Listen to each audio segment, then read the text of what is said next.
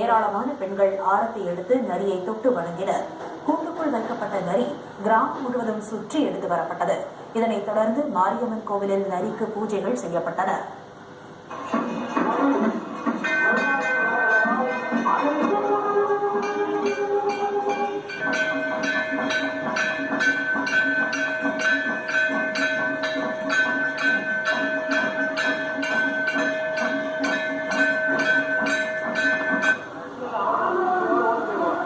திரண்டிருந்த கிராம மக்கள் நடுவே கூண்டில் இருந்து வெளியேற்றப்பட்டு நரியாட்டம் நடத்தினர்.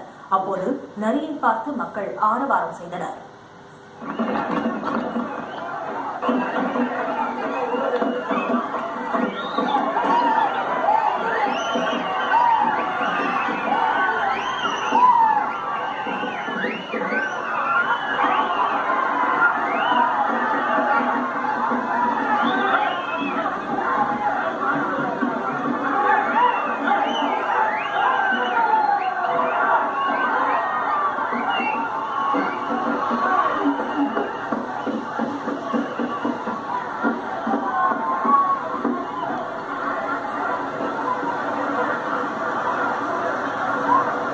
இரண்டு ஆண்டுகளாக நரியை பார்க்க முடியாததால் மழை பெய்யவில்லை என்று கிராம மக்கள் கூறினர்.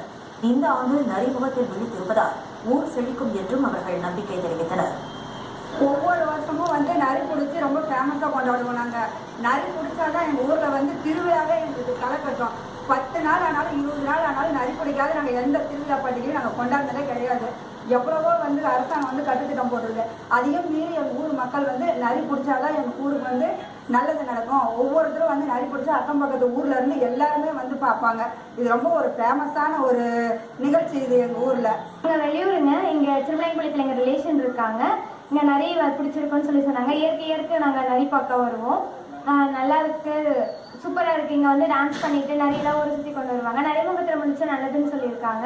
அதனால எங்கள் பேரண்ட்ஸோட எல்லாரும் சேர்ந்து ஃபேமிலியோட என்ஜாய் பண்ணுறதுக்காக நாங்கள் இங்கே வந்திருக்கோம். நரி பார்த்தா எல்லாத்துக்கும் ரொம்ப மகிழ்ச்சியாக இருக்குது. அதை பார்க்கறதுக்காக வெளியூர் வரம்புறையிலேருந்து எல்லாரும் வந்திருக்காங்க. மழை பெய்யும், நல்லா இருக்கு.